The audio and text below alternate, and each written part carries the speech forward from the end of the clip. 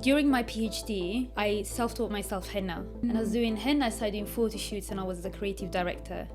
But then I started collaborating with my sister who designs clothes. That day, one of the models couldn't come. Why don't you model? So we did the photo shoot and then loads of companies started contacting my sister. And I wasn't even on Insta like that at the time. I was speaking to some of my other friends. We were talking about sign language because I was learning British Sign Language at the time. And then the next thing is Margot turned around. She's like, oh my God, you do sign language? I was just talking about sign language behind the scenes because she was learning sign language for some reason. So I was like, okay. And then we just started talking. We just started talking life, family. It's a Barbie for everyone. And you want to see representation. This is a movie that is going to go on in 20 years, 30 years, 40 years. So even the tiniest thing that you see, it's magnified like 100 times. And so I was like, you know what? If I wear my headscarf like this, there was a representation for almost everyone. I love the fact that more and more people are becoming aware of what's happening in Gaza. And we're talking about the 75 years of occupation. You're talking about supporting and helping these Palestinian children and innocent civilians. It's political. It's never political when it comes to the killings of innocent civilians. Sensational. Hey. Oh, that one only then. What's going on? Oh, yeah, 'cause It's been a long day. It's alright, it Don't do has. Tomorrow, please. Nah. Tomorrow she's got it on She's lock. got this. She's got this. No, I need to. I've got more preparation to do I love after that. this. You're both staying behind for 2 hours. Okay. I'll FaceTime you. So, Kez, what are we doing today? Who are we meeting? We are meeting the fantastic Mary. I'm sorry, I don't know your last name. Patterson. Are we meeting her? Are we meeting Fatumina today, right? Okay, can we start again? I don't know what's going on. Marcus, you just started. I didn't even say and go. I was all turn around. And go. Nice. We're at a different studio today. We are. You might notice that because of the chairs. We're a lot more chairs. comfortable And today. the flower. It's a plant, my friend. It's on. Yeah. It's real, I think. Is it? No, it's not. So we're at a different studio today. We are. Got a blank seat over here. Yeah, we'll ignore that one for now, Ignore though. that. Yeah. So today we have the guest of Fatumina, and we also have a researcher by the name of Mary Patterson. Mary Patterson, ladies and gentlemen. I came with the studio. Yeah. The This new is actually studio. Mary's living room. Budgets have been slashed. Yeah. Yeah, been, Sensational is on the decline. We jest. But Mary is our wonderful researcher. Welcome to Sensational, girl. Thank you. Thanks for having me. Hey. How you doing? Yeah, good. Yeah. I've enjoyed researching everyone, finding out everything about them. And you're going to jump in every now and again with wonderful facts about these people as Yes, well, indeed. I'm definitely going to do that for every single every single person. And we were also saying today that it's coming up to a year of Sensational. right? It is anniversary. And we need to find out when that is. Soon. Soon. It's soon. It's soon. And that is crazy. How do you feel a year in? I feel like we are more mature. I definitely feel more We're grown not up. a couple of raving mad hyenas. Chatterboxes. Chatterbox is talking shite. I think It was a bit, wasn't it? it was chaotic. It was pure chaos. It was. We've calmed down. We've used our wonderful talents, and we now allow our guests to guide us. Yeah, I think that's brilliant synopsis of how this year's gone. I agree. I think we've definitely learned how to navigate the game in our favour a bit more. Absolutely. I think we were flying blind for a little while, and that's okay.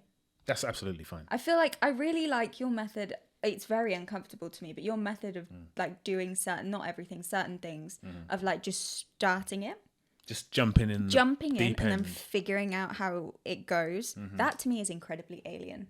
And when you said, okay, we'll just start and do it, I was like there with my pages of research, panicking. But I think it's worked out well. I think if you're going to do anything in life, I think you just need to jump in, if I'm being honest with you. Yeah, I both think, obviously feet. don't do that if you're a doctor. But Yeah. Open heart surgery, maybe like, maybe not do that. maybe just do a little bit of learning beforehand. A little bit. But anyway, our guest is here. The wonderful Fatumina. Did I say it with not conviction? Did I feel like, oh, You're like, yes, I'm Yeah. here. Yeah, it's a Monday, guys. it is. It It's is. a Monday. Isn't that the best day of the week? No. No, do you know what? Mm-hmm.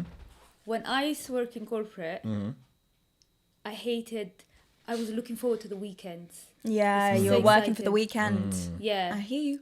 But now, I look forward to the week. I don't look forward Same to the here. weekend. Right? Yeah. Yeah. The week's How- like how it's a so? chance to go on. Because I feel like during the week is when I get the jobs. Anyways, Exactly. because I work for myself, right? Exactly. But on the weekend, it's like I have to be patient. Like It's there's silent. an email that I'm waiting for, Ah, an yes. opportunity, whatever. And it's like, you have to relax. Mm. And I'm like, whereas when I used to work in corporate, it was different. It was like, God, please, I just need Yeah, you want the work to stop. Yeah, like- extra time on a Friday. Yeah, It's yeah, Happy yeah. Friday. Yeah. Let's go. So it's so different, and that's the thing. If you're like an entrepreneur, you're always looking forward to the week. You You're are. not looking forward You to the are. weekend. For me, it's like a chance to start something new, go Yeah. again, smash the week. Yeah. Maybe relax at the weekend, maybe not. Maybe work hard at the weekend as well to Yeah. get ready for the Monday to go again. And those thoughts that you have at 3 a.m. in the morning where you're like, you know what, actually, let me create this thing. Yeah, that's so true. You know, when you That's kind of so want to true. change your life, you're like, oh, I'm going to Yeah. do this. Yeah. But then it's like Sunday, so you're like, oh, God, well. I do it anyway. Yeah. Do it anyway, yeah. 3 a.m. You're there 3 changing your a.m., life. Yeah, of course. Love that. Life's happening when you're awake, right? Life's not happening when you're sleeping. That's true. Girl, Yeah. look at you. Honestly. Inspirational quotes Hey. from Max Fleming. Hey, But then most things are closed on a Sunday. So. that's true. Yeah, that is big. Everyone is thanks, like, man. why are you calling me? Yeah. I don't want to work today. Just, Go to sleep. It's 3 a.m. yeah, think about it. But the thing is, there's that excitement, there's that momentum. You know, when you have that momentum. Yeah. You're like, I've got to do this now. And all these other people are like, no. Like, I get it down though. I always get it. If I wake up, get it down. Yeah. that Yeah. inspiration, Yeah. motivation. He is there. He is there. But Although- we haven't introduced you. We haven't. No. And she's the original motivation queen. She is indeed. Who's doing the intro, Marcus? Mary. Mary? That was 2 on the spot. That was brutal. It's all right. Okay, so I haven't got a list of everything you've done. Oh, no, that's all right. It's an exhaustive list. Yeah, we don't But- have that much time. Yes. But could you tell us, Yeah. if you had to frame yourself in a few words, what is it that you do? Okay, what is it that I do? Okay, so the word that I tend to use normally is multi-potentialite because Wow. Multi-potentialite. because it just encompasses everything. And then now sometimes if I'm like in certain environments, I'm like, oh, entrepreneur, just because. But I am not even doing something specific. I don't do anything specific. So I am an engineering scientist, but I model and act, but I'm a real estate, but I do science communication. Do you know what I mean? So I like to do everything. I actually literally, if there's one thing that I don't, I like to do everything. How do you do all of those things? Okay, so first of all, I think I probably have ADHD. Okay, let's just start with that, okay? Let's start with that. But the thing is, I like to do things, I like to do multiple things. I get bored just by sticking to one thing. Like I remember when I used to work in the lab, someone would come in the morning, they would do the experiment, and that's that. That was that one experiment.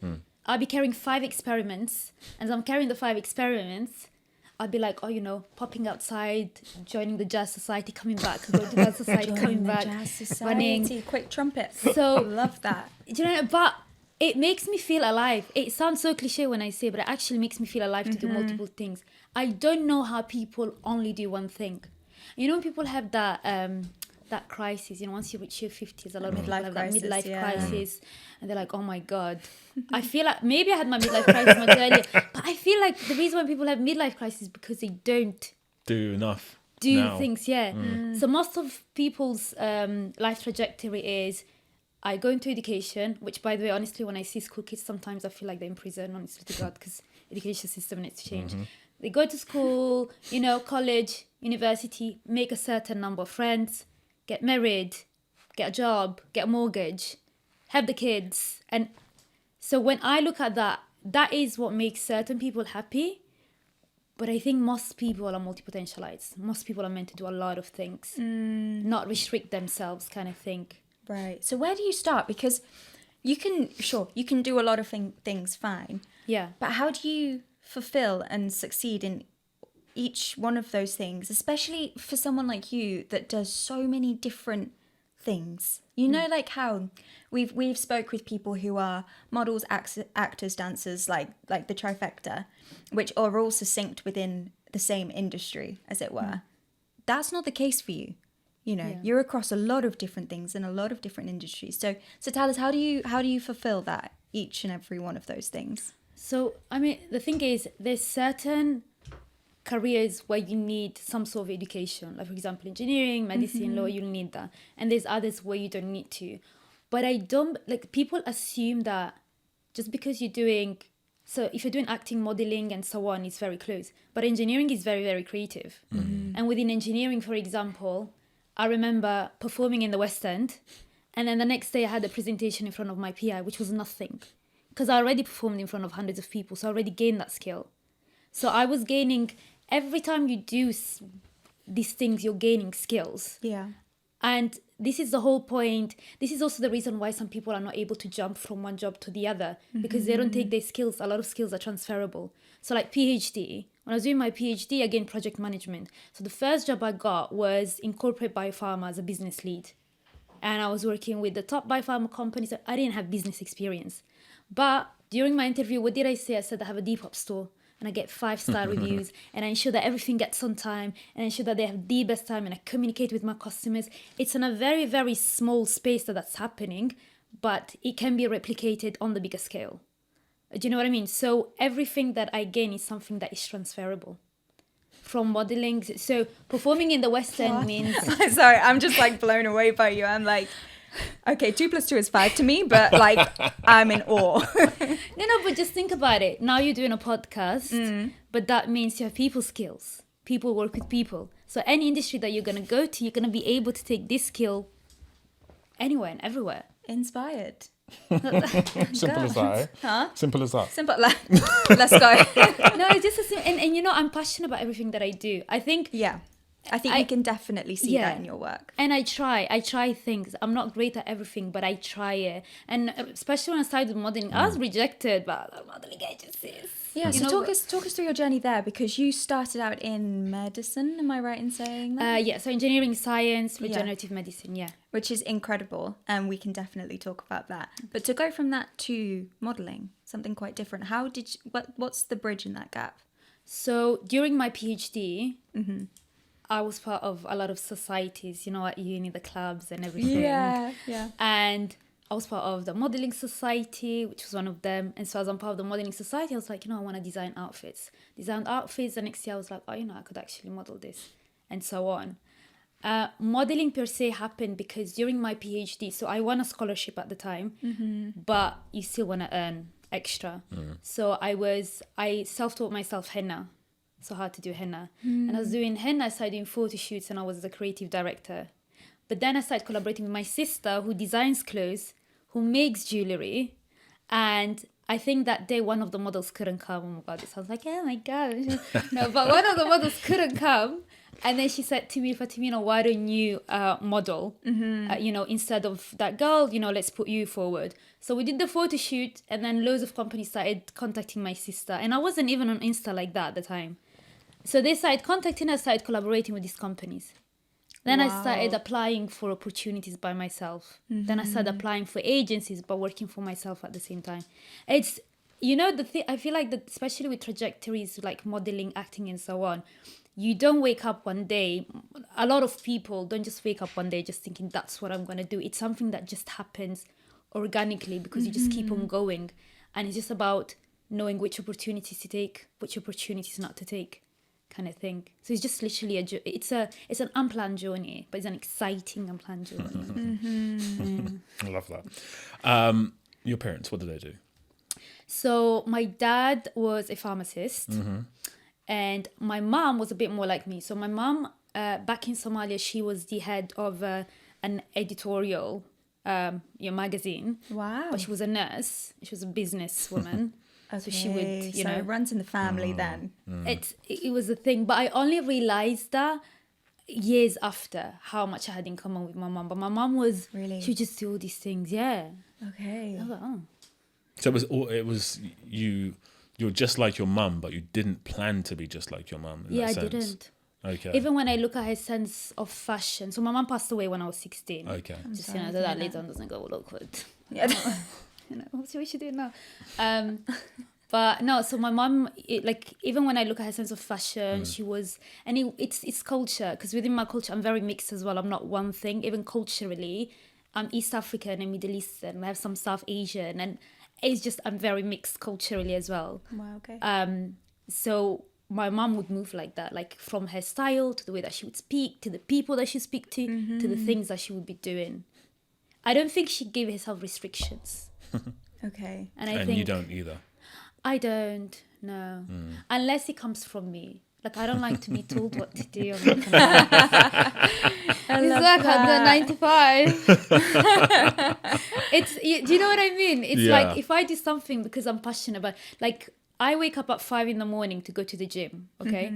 And I'm excited to wake up at 5 in the morning and trying all these things. But if you told me you need to wake up at 5 in the morning because your boss is waiting for you to prepare X, It's a Y, different feeling. it's a different feeling. It's not coming from me. So, do you believe that literally anything that you put your mind to, you can achieve it? 100%. 100%, because never in my life did I think that, for example, like even now with the whole Barbie thing and, you know, Vim gave me the opportunity, I gotta say. But, you know, I didn't think that was going to happen within 1 year of me just jumping into acting. And now all these... Sorry, no, carry on. Oh, no, you go. No, I was going to say, what is the Barbie thing? Tell us. Okay, so I have featured... Go on. No. Give yourself. Be so modest about it. Yeah, Be I so know. modest. Please do So not. humble. So, Boost yourself, girl. sometime last year, my agent, right, Sitting right here. sends me a text and he's like, there's this Barbie thing. And I'm not gonna lie, I was like, oh, okay. It's an ad. It may be an ad for, like, you know? It's like, it's Barbie. Okay. So I don't know anything about anything. I'm giving the directions and I find myself in Warner Bros. And I'm like, wait a minute. I think this is not an ad. I think this is... So you didn't know you were going to Warner Brothers I honestly, Studios? to God, didn't know anything. Why didn't you tell her this? It was a position ad. You were like... It was like, Surprise! So this is honest to me. Can the cameras come out now, please? You know? And no, the cast was great. Like, you know, there was so many of us as well. Even within the actual, like, main characters, there was so many of them as well. And so, super excited. Just got in there and I don't know, I had no expectations. I literally thought that there was going to be like a piece of my hand shown, like, you know, from the movie. And then I think, like, you know, as we were shooting, there was this one particular day where I was told me and Barbie is going to be sitting here. So they fixed us, you know, and I was like, okay. I didn't know who me and Barbie was going to be, in the sense that there are so many Barbies. Like, there's Issa Rae, there's Margot Robbie, which Barbie, which is which? Yeah. And I remember there was a woman who was there in place of Margot at the time, who's supposed to be me and Barbie. And we just talked, and I thought that maybe that's her. By the way, this is my first actual big movie. Wow. Okay, so I sit down and I just have a conversation with her. We just talk about life, everything, and then she just stands up after like a whole hour chat. And then the next thing I know, Margot is sitting next to me. Like, she just sits down. I'm like, oh, okay, wait, oh, me and Barbie is Margot Robbie. So I was like, oh, okay. No, surely that was not you. So Margot Robbie sits next to you. You're like, She sat next to me. what was your reaction? I suppose you had to maintain professionalism, of course. But like, yeah. if Margot Robbie, after someone who was just marking, like she gets up and goes, and then Margot Robbie sits down, I'd pass out. Simply, that's why I'm not in the industry. That's why you're not in the industry. Yeah. No, but the thing But with me what is... was your reaction? The thing with me is because I've been doing content creation for a couple of years now. Yeah. Sometimes people will recognize me, you know. So if even whatever celebrity I meet, that could be meeting, whatever, the Queen, the King, whatever, I I try to give them their space. I'm maybe excited inside, but I don't know what. I'm excited about the characters that they play. Yeah. But you know how there's the sensationalization of the people behind the characters. Yes. Because I know the work that goes behind it, especially with modeling, acting, and so on. I'm excited with that person, but I give them the space, and that's what I did with Margot. Because when she sat next to me, I didn't go, Margot Robbie. Oh my God, is that you? Do you know, I didn't do that. So what I did is I was speaking to some of my other friends. So there was a friend behind me, and we were talking about sign language because I was learning British Sign Language at the time. Don't ask me how to do it right now, but you know, I was learning British Sign Language. I'll take your word for it. You know, and then the next thing is Margot turned around. She's like, oh my God, you did sign language? I was just talking about sign language behind the scenes because she was learning sign language for some reason. So I was like, okay. And then we just started talking. We just started talking live, family. Because you're sitting for hours. People see those 2 seconds that you're sitting with them. It's not 2 seconds. No, it's not. No. It's a very long whole day. day. Yeah, it's a whole day. It's a whole day. But it was really nice. And then even when the final edit came, I didn't realize that I was going to be on that final edit. You know, I thought my hand is going to be right next to Margot when we're like clapping. But No. it I was in the happened. cinema, I was watching it, and then you're there yeah. on the big screen. Yeah. Not just for a few seconds as well. You're there Yeah. for quite a long time. Yeah. And I think you're kind of whispering to her as well, aren't you? In one part, or you're talking to her. Yeah, and then, yeah. Oh, yeah. And it's like, whoa. And you don't realize it because you don't see how people from the outside see it. You're just in the Yeah. moment, just doing your job, just like whatever. But no, that was exciting. That was like a nice experience. Nice experience. That was a nice experience. That's crazy. Yeah. Have people recognised you since? Oh my God, the amount of people that go, Hijabi Barbie. Oh, Hijabi Barbie's here. Oh yeah, like just on the street? Just on the street. No And way. I'm like, how am I this recognizable? But you know what it is? crazy. I think it's, and this is one thing that I always say, especially when it comes, because we're just talking about it before. I don't like to say that I represent anyone, because I happen to be a woman who wears a headscarf, and whether I do it for cultural, religious reasons, my business. But at the same time, you know, when I was doing Barbie, at the time, I didn't know there were going to be other 2 girls that wear the headscarf. I thought I was the only. I think I was the first one. You can tell me if I was the first one that came in. Yeah, I think you were the first one. There was a few after you. Yeah. But yeah, you were the first one they booked. Yeah. Yeah. So then at the time, even when I wear my headscarf like this, is ambiguous, and that's because it just allows me to be true to myself. Because there are a lot of things that may piss people off, but that's fine because that's just like in my nature to do that. But at the time, I was like, there is a Barbie for everyone, and I have a thing where when I see any vulnerable group or a group that's not really, that like Barbie was the movie where you want to see representation. This is a movie that is going to go on in 20 years, 30 years, 40 years. So even the tiniest thing that you see, it's magnified like 100 times. And so I was like, you know what, if I wear my headscarf like this, you know, people are like Fatumina, but I'm not being Fatumina, you know, I want to be a character, or there was a representation for almost everyone. And so then I, you know, again, I didn't know where I was going to be because I'm in the Barbie house and I am, you know, with that scene with Margot, I decided to put the headscarf like this because then there is no ambiguousness, you know. The majority of people who wear it like that is usually Muslim women who are demonized by the media, you know, because there's just this negative tag and stigma that is like, you know, Muslim women, specifically hijabi wearing women. But at the time, you know, I didn't have the biggest role. But just you seeing that person, say that you're going to the cinema to watch the movie and, you know, you're a hijabi girl. There's this girl that messaged me. She said, I was in the movie. I was in the cinema and it was just me. I was the only hijabi girl that was in that cinema. I didn't see any other person. There might have been, but she said that I didn't see anyone. But at the beginning of the movie, I've seen you. And then she just said, I've just seen myself in you. And I felt like I had every right to be there because you was there. Yes.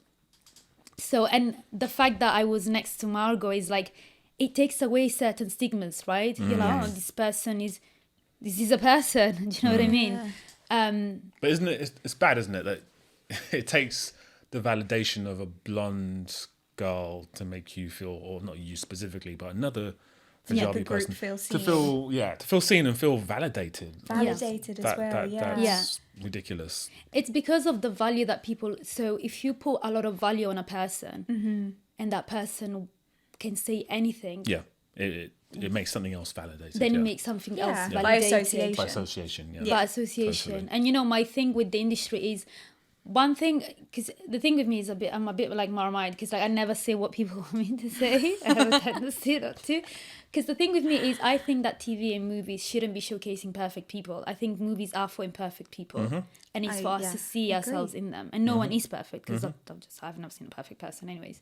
So, you know, and I think when it comes to people who fit into specific groups, it gets very unfair because you start putting a lot of weight on people that look like a certain way. Whereas what really should be happening is that it should be normalized for you to see someone wearing a headscarf. You know, someone could be wearing a headscarf and be in a rock concert and doing whatever. You may not be okay with it, but there are women who do. And you may be someone who is like more, and the same goes for anyone and everyone. And the problem is, and you know, because a lot of people want to interview me about the whole Barbie thing, is the people who are at the top. It's white men who have no understanding of other cultures. It's not even women, it's literally white men, white old men who have no understanding of anybody else's culture. And if you watch movies now, because you always talk about films now. I do. But if you watch films now, they're not exciting anymore. They're not, they're boring. Everyone's perfect. Yeah. Everyone's perfect. They're afraid to say anything controversial. The storylines, it's the same storylines. Yeah. And now they're trying to recycle it. It's even worse because, you know, they did like 10 Things I Hate About You. They did They're doing a remake of that. They did the remake of that. way. They did. Oh my God. They did with missed that that. TikTok girl, Addison Rae. Did they not do that? I didn't see that. I Did completely you not missed see that, it? and I am so grateful that I missed that. Oh my God. So they made they did the remake, but it was horrible. Nothing to do with the actors. I mean, obviously, you need to, I mean, A little bit. that's, that's its own That's conversation. a whole other thing. But that movie was such a nice movie that in the 90s, everyone It like is, late to classic. It's cute. But it was just destroyed, like, in this other version. That's because so heartbreaking. why can you not think about other stories and other we're, ways of we're in a living? time where we're just going around in a circle, aren't we? Yeah. Yeah. Going around in a circle. It's trying like to chase the past. Yeah, absolutely. We had a conversation about that Snow White film, for example. Yes. That's Yes, not we did. even really. It's been stripped back so much that it's Snow White not and even the Seven Snow Dwarfs. White. Yeah, With no but dwarfs. it's not Seven Dwarfs. What is it? And she's not white. Seven. Yeah, there's that too. Wait, what did you guys think about it though? What if? Well, they haven't finished. They haven't finished making it, but Yeah, they haven't but got the any main dwarfs. girl and Main girl is not Snow. She's not white, and she's Snow White, yeah, which is silly.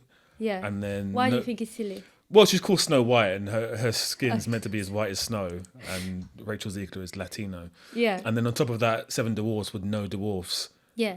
That doesn't make sense. That so that I agree. Yeah. I agree And with they've that one. and then there's that, but then they've also taken away the narrative of Snow Oh, yeah, White, that so as well. there isn't like the love prince, interest yeah. who comes and rescues her, or however you want to frame it. So it's just not Snow White. Okay, what about Ariel then?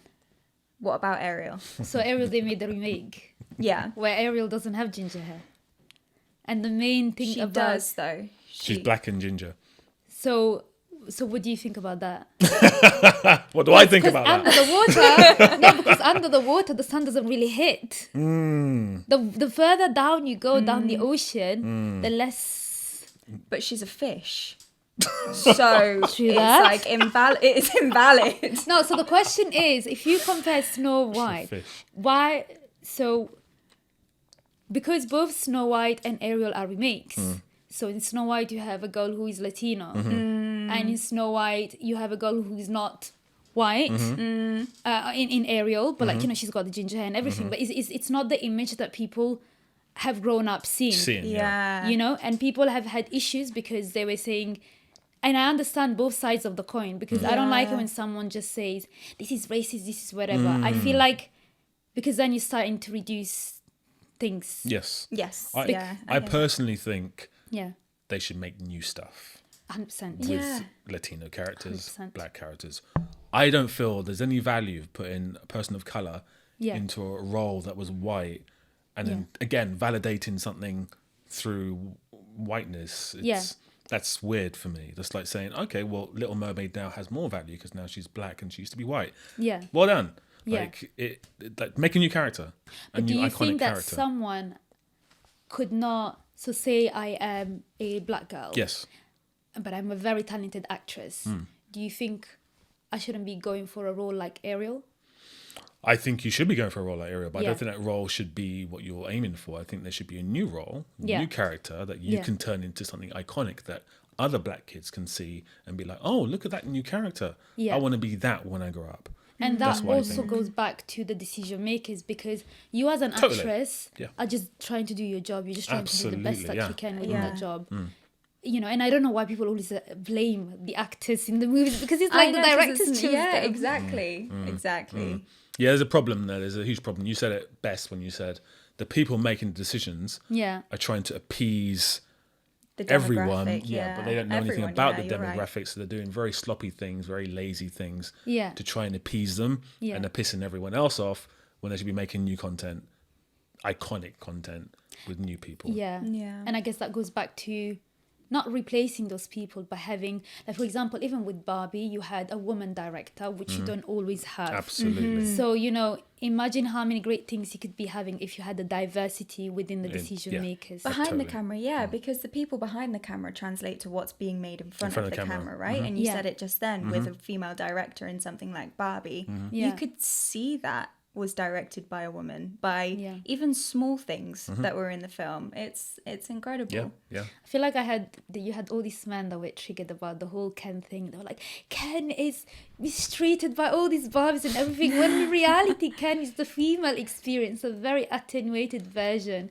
of the female experience in the real world. So it's Interesting. like, because that's who Ken represents, though. Yeah, that's exactly Because what roles it are is. switched.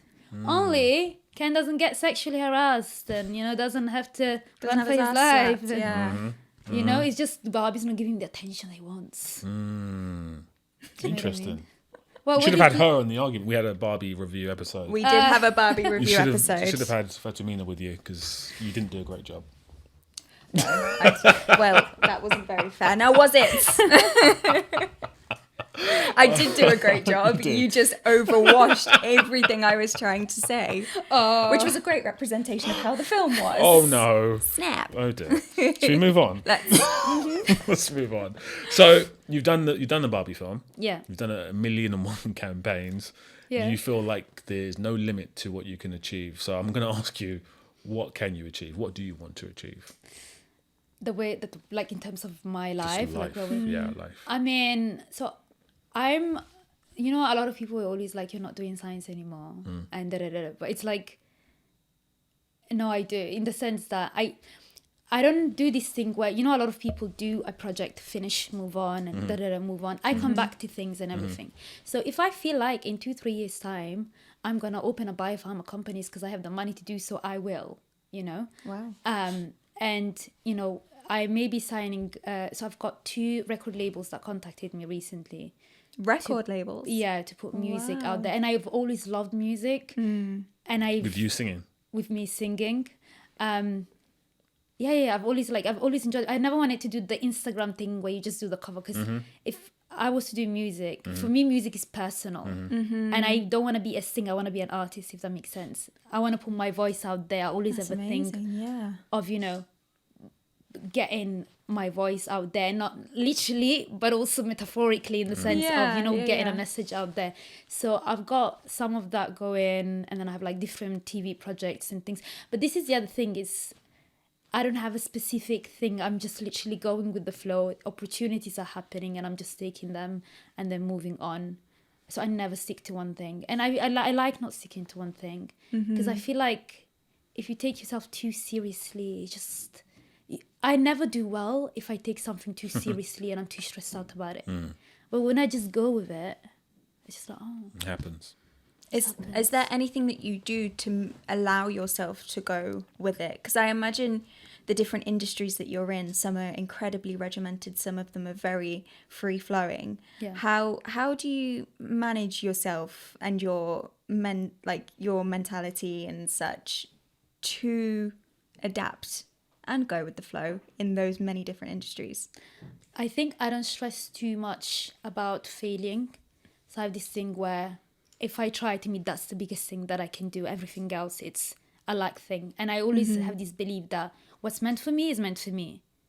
What's not meant for me is not meant for me. If I didn't get that role, it's not because I wasn't good at the role or whatever. Maybe it's just not the right time. Maybe I'm meant for like bigger things, you know. I'm very much on mental health. I take care of my mental health a lot, like I do. And this is also the reason why I don't do a 9 to 5. I spend a lot of time with my family, with my friends. Yeah. I do a lot of like meditation and, you know, I don't know, awareness work and everything. I invest a lot. I invest myself on things a lot. So, for example, acting.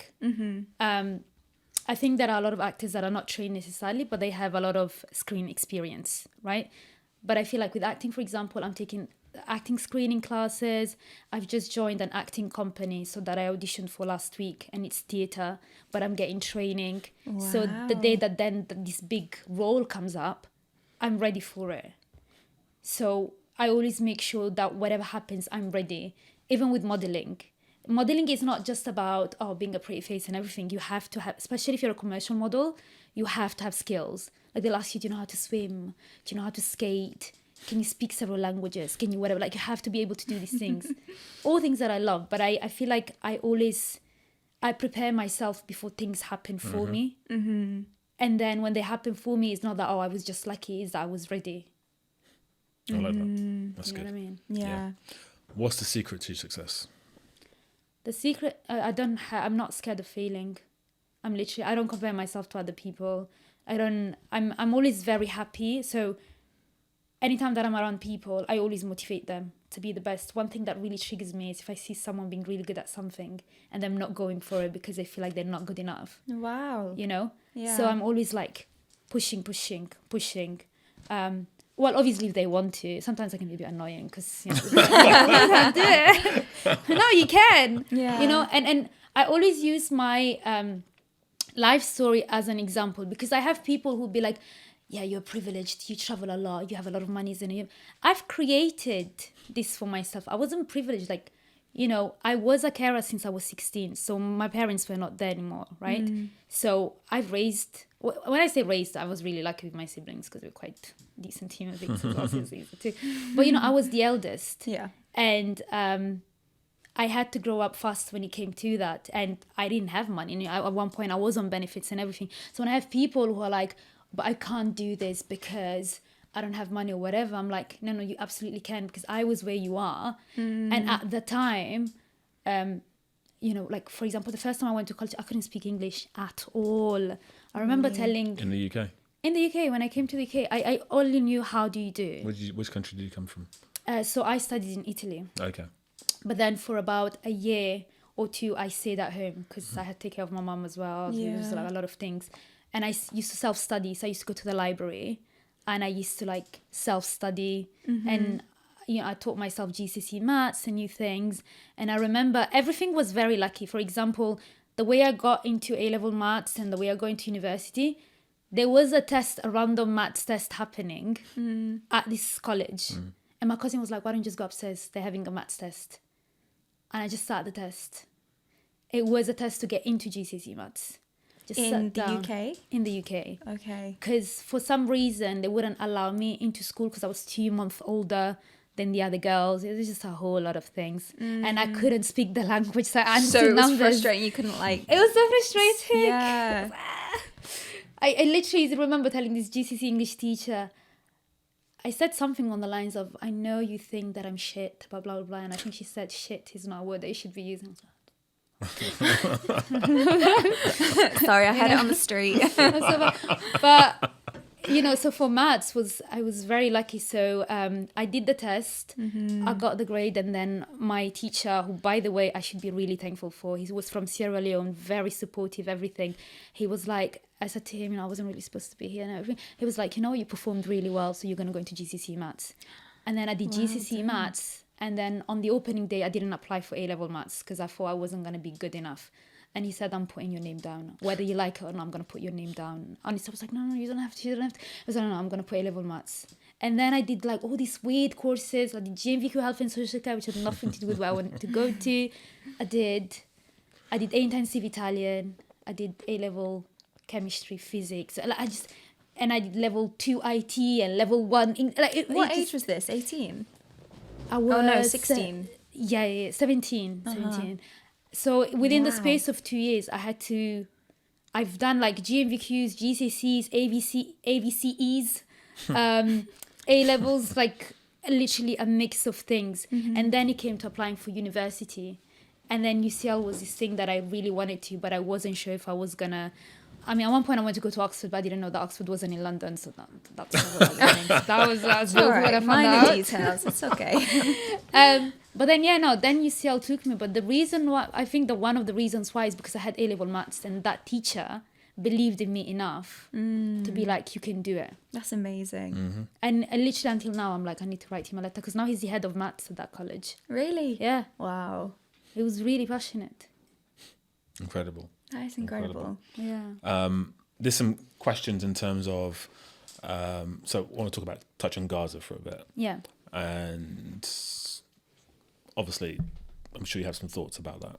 So I'm going to let you talk about that. I mean, with the whole, I love the fact that more and more people are becoming aware of what's happening in Gaza, because every time someone goes to an interview, they'll be like, what about Hamas? You know? And we're talking about, what about the 75 years of occupation where you've, killed, murdered half of, like the Palestinian population, I think people know that about 50% of the Palestinian population is children. Yeah. It's children. I've not seen that in any other populations. 50% of them are children. And so a lot of people would always be like, oh, so now you're pro-Palestine, you're pro-terrorist, you're pro... The word terrorism, I think now, people have a tendency to associate it to Muslims or to whatever. It's never associated to the West. The West does something, hurts something, and then later on they'll be like, oh, I'm so sorry. Like, and I'm telling you that in about, like, God knows, like 40 years, 50 years time, they will have a minute of silence for all the Palestinians that they were complicit in killing and da-da-da-da, but not at this point. And so I think that, when the whole Ukraine thing was happening, it wasn't political, it was a humanitarian thing. But now that you're talking about supporting and helping these Palestinian children and innocent civilians, it's political. It's never political when it comes to the killings of innocent civilians. So anyways, going back to what actually happened. So I think it was about on the 7th of October, they said, oh, Hamas went and killed, hundreds of Israeli people that were at a concert and everything.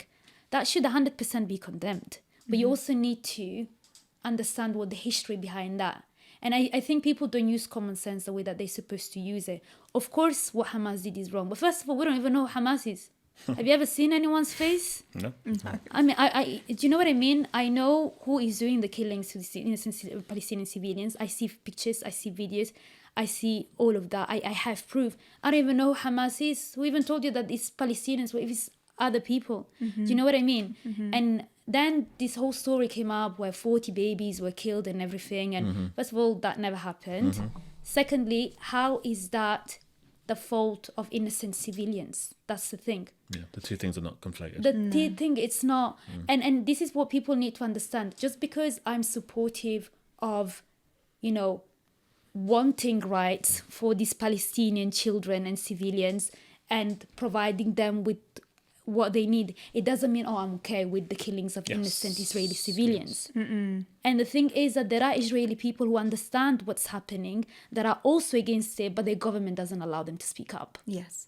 And now throughout all of this, how does the UK have to do with this? The UK has a lot to do with a lot of stuff, but we're complicit. Our taxpayer money, like we've Brexited, half of the people in this country are struggling. Most people are making no less than like, making less than like 30K. Yeah. Okay, struggling to make ends meet, kind of everything. But now you're sending billions of God knows whatever to support the genocide, because the genocide of all these people. And then when people say, oh yeah, but this is not like the Holocaust, it's probably worse. I mean, this is entire populations of people that you're raising for more land. And so it's sad that every time someone speaks up for Palestinian, people will say it's anti-Semitic, because it's a very ignorant thing to say, because you have Palestinian Jews, Christians, Muslims. Yep. And in Israel, the biggest minority is Muslims. So it's really not a religious thing. It's a political thing in their term. But for us as supporting it, it's humanitarian. Like, it is about providing the same things that we have to these children. Like, last time there was like a helicopter like on top of my house, London, yeah. And it was nothing big. But honestly, I was thinking, oh my God, how do these people deal? You Because live with it every day. every day. Not just now, by the way. For For years, many yeah. years. Yeah. And it's like, oh yeah, no, but the Israeli government calls them and tells them, we're gonna bomb this building and da-da-da. That's not a favor. Do you know how hard it is to get millions of people, hundreds of people to get out of a building within 15 minutes? Mm-hmm.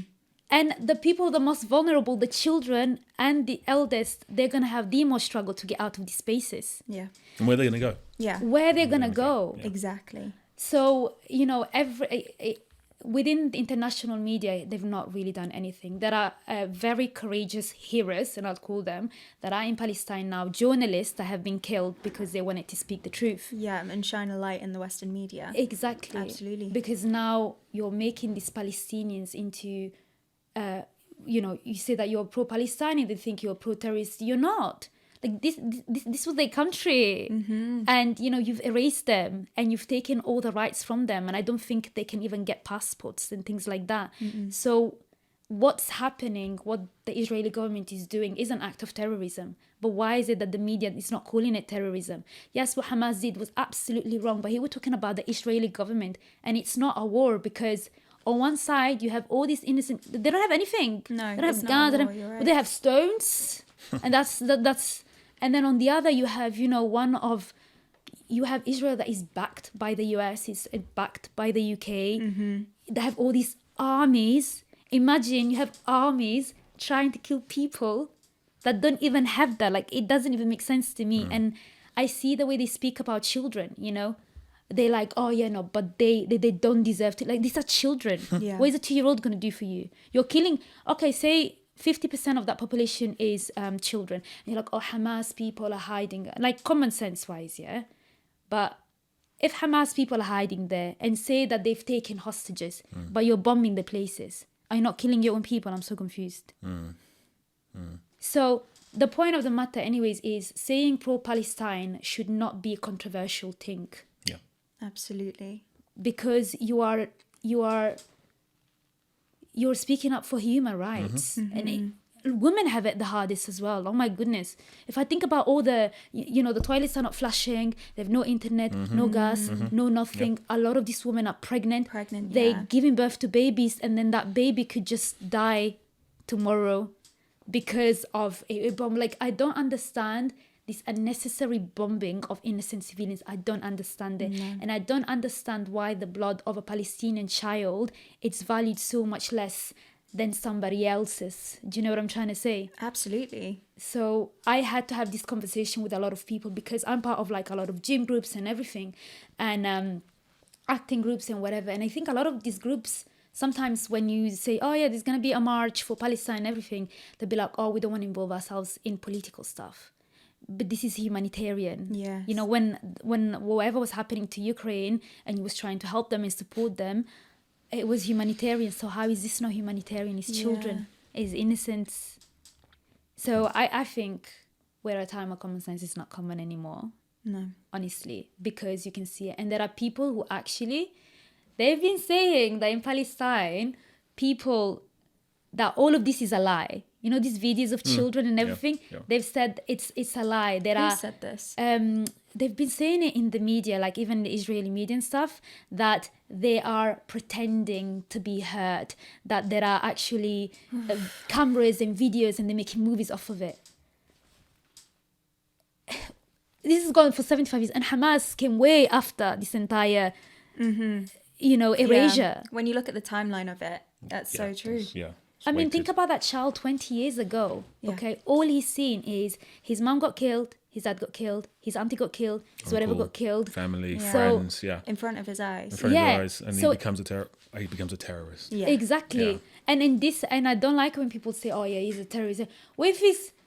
What if that's his only way to defend himself? And I'm not saying violence is wrong, but we always talk about mental health and always talk about how your brain doesn't fully develop until you get to 25. And we're talking about a child that has seen violence since he's a child. Yeah. And the only thing that he sees is this government that keeps on attacking him and killing the mom, the dad, the sister, the whatever. And we just expect them to just sit down and just keep on Passive. hurting me. Yeah. And the worst is, a lot of these Palestinian civilians, they have so much patience. They actually don't do anything. The worst that they do in attacking is like throwing stones. Do you know what I mean? And Yeah. it's I think the entire thing is wrong. I think it's absolutely okay to condemn Hamas, but we also need to understand how did Hamas come about, and we also need to realize that this is a humanitarian issue. Do you know what I mean? That ceasefire is also not enough, that we need to start giving rights Yeah. to these Palestinians. You know, they always keep on talking about, oh, they don't want to stay, they don't want to stay this, they don't want to stay that, but actually it's the Israeli government that doesn't want that, and they're becoming dictatorial. Dictatorial. Oh my god. But yeah, you know, with their own people. So I think everyone should speak up. I think, you know, there's loads of like Jewish people that are speaking up now because they're like, look, it's not anti-Semitic to say pro-Palestine because Palestinians had Jewish people, they have Jewish people, so the entire thing doesn't make sense. Yeah. So what do you guys think, actually? Oh, looking at me. No, yeah. Do you want Yeah, yeah. No, I think it's terrible. I think it's Yeah. absolutely terrible. I think everything you just said there is completely relevant. Absolutely. The way that you framed it was so succinct. It was incredible. The Ukraine comparison is the perfect comparison. Absolutely. Like everyone was pro-Ukraine. Yeah. And no one's talking about that now. Do Yeah, you remember yeah, when it first happened? It was talking about Ukraine. Now, Yeah. and then now this is happening to the Palestinian people. And if you say you're pro-Palestine against them being bombed, you're now considered to be racist or whatever. It doesn't make any logical sense whatsoever. And that's I mean, that's my if you think thoughts. about history as well, a lot of the leaders that brought about, you know, if it comes to like women's rights, if it comes to like, you know, people of color, and especially black people's rights, half of those people were called terrorists at the time. Yeah. Because they're trying to make change, because they were privileged people that didn't want that to change. Nelson Mandela's a perfect example. Nelson Mandela. He was a terrorist, yeah. and That's a when he came out of jail, he's a hero. Yeah. Everyone loves him. Yeah, perfect it's- example. Exactly. nonsense. And now, you know, when it Nonsense. comes to Palestine, you got to think to yourself, what was I doing at the time? Was I just sitting on my ass? Exactly. And, you know, seeing all, like, being okay with children. Like, it's the dehumanization of these innocent civilians that shocks me. Because I feel like I truly believe that their blood is not valued. That you see it so much that now it You're becomes almost so normalized. desensitized. Desensitized, Yeah, yeah. that's exactly what's happening, and it's heartbreaking when you see it in the Western media Yeah. how washed and whitewashed it is become. I don't know if whitewashed is the correct term, but it's heartbreaking. Heartbreaking that innocent people are at the forefront of this. Yeah. Totally. But you said it so well and so succinctly. So Yeah.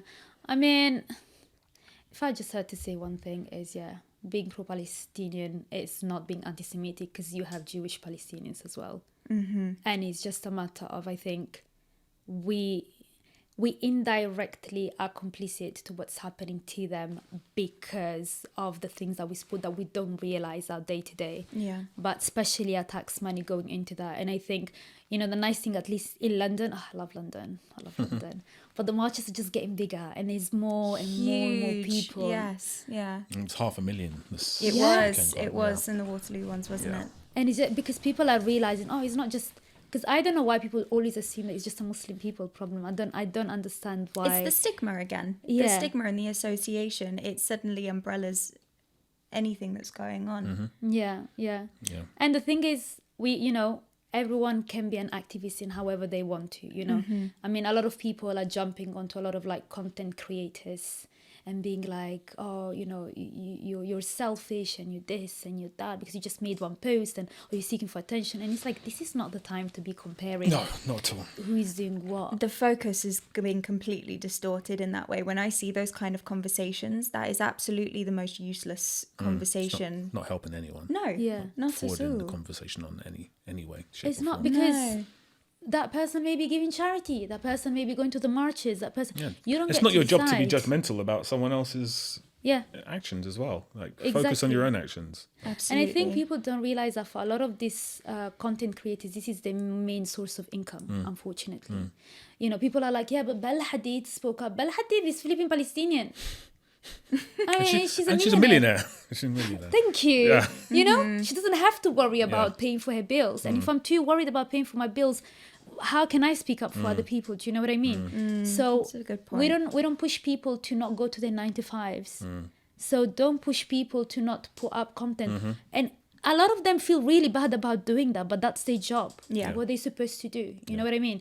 But at the same time, that's not the only way to be. You don't have to be an activist, but that's not the only way to raise awareness. There are petitions. You can email your MPs. You can give to charity. You can help organize events. You can, do you know what I mean? There's so much that you can do. Absolutely. So I feel like, you know, we just need to be careful to not retract from the actual issue sway and what the needs to be done. conversation. Yeah, no, you're Yeah. so right, and you've made so many good points there. Absolutely. And we'll make sure in our captions and in our bylines that we'll put some resources as well that will help what is happening right now.